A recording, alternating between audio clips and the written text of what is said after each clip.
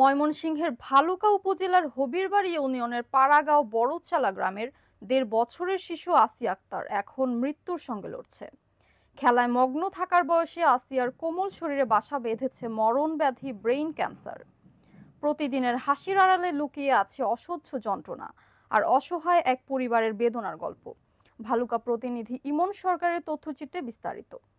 ময়মনসিংহের ভালুকা উপজেলার হবিরবাড়ি ইউনিয়নের পাড়াগাঁও গ্রামের ১.৫ বছরের শিশু আসিয়া আক্তার এখন মৃত্যু ঝুঁকির সঙ্গে লড়ছে।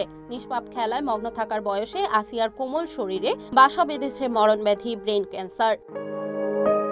প্রতিদিনের হাসির আড়ালে লুকিয়ে আছে অসহ্য যন্ত্রণা আর অসহায় এক পরিবারের বেদনার গল্প। প্রায় ১ বছর আগে হঠাৎ জ্বরে আক্রান্ত হয় ছোট্ট আসিয়া। স্থানীয় চিকিৎসকেরা টাইফয়েড শনাক্ত করে ময়মনসিংহ মেডিকেল কলেজ হাসপাতালে ভর্তি করান। সেখানেই চিকিৎসকেরা প্রথমে তার চোখে টিউমার অস্তিত্ব খুঁজে পান। এরপর ঢাকার জাতীয় চক্ষু হাসপাতাল, চক্ষু বিজ্ঞান ইনস্টিটিউট, ইসলামিয়া চক্ষু হাসপাতাল সহ একাধিক প্রতিষ্ঠানে চিকিৎসা করানো হয়। ধীরে ধীরে চোখের টিউমারটি ছড়িয়ে পড়ে ব্রেইনে। এখন সেটি ক্যান্সারের রূপ নিয়েছে।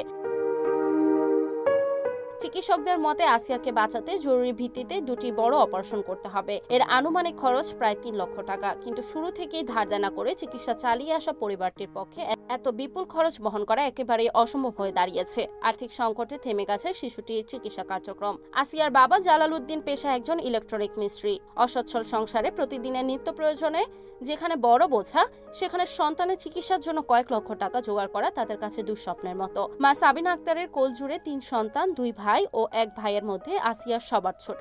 এখন সবার চোখের সামনেই সেই স্নেহভাজন শিশুটির জীবন মৃত্যুর সন্ধিক্ষণে।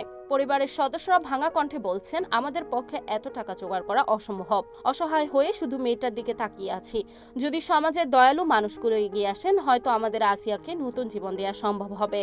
আজ ১.৫ বছরের আসিয়া জীবন মৃত্যুর দ্বার প্রান্তে দাঁড়িয়ে। চিকিৎসা সম্ভব, কিন্তু অর্থের অভাবে থমকে গেছে তার বাঁচার পথ। এখন সমাজের সহানুভূতিশীল ও মানবিক হৃদয়ে মানুষদের সহযোগিতা হতে পারে আসিয়ার শেষ ভরসা। হয়তো আপনার সামান্য সাহায্যই ফিরিয়ে দিতে পারে একটি নিষ্পাপ শিশুর হাসি, বাঁচিয়ে দিতে পারে এক অসহায় পরিবারের স্বপ্ন। মেয়েটার চিকিৎসা করার পাইতেছি না, আপনারা যদি দয়া করেন আমার মেয়েটার সুস্থ করতে। আমার আর বলার কিছু নাই বাবা, টাকা পয়সা অনেক খরচ করছি, এখন আর খরচ করার মতো নাই। আমার ২% জায়গা বাবা, আমি আমার মেয়েটার নিয়ে কোথায় যাবো, কি করবো আমি বুঝতেছি না বাবা। আপনাদের কাছে এটাই আমার মিনতি, আমার বাচ্চারা যে সুস্থ থাকে, আপনারা আমার মেয়েটারে কিছু সাহায্য করেন। এছাড়া আমার বলার আর কিছু নাই। চাই আমার বাচ্চাটা সুস্থ থাক, কেউ কি চায় কেউ বাচ্চাটা মারা যাক সামনে, এটা আমি চাই না। আপনার যদি দয়া হয় বাবা, আপনি আমার মেয়েটারে সাহায্য করেন। ভিক্ষার মতো আমার বলতে হয়, কারণ আমি তো আর ভিক্ষা করতে যাইতে পারি না যে মানুষের কাছে বলবো ভাই আমার ১০ টাকা দেন আমার মেয়ের চিকিৎসার জন্য, এই কথা আমি বলতে পারি না। এখন আমি ভিক্ষাই চাইতেছি আমার মেয়ের জন্য। আপনারা সবাই আমাকে সাহায্য করবেন, আমার পাশে একটু দাঁড়াবেন।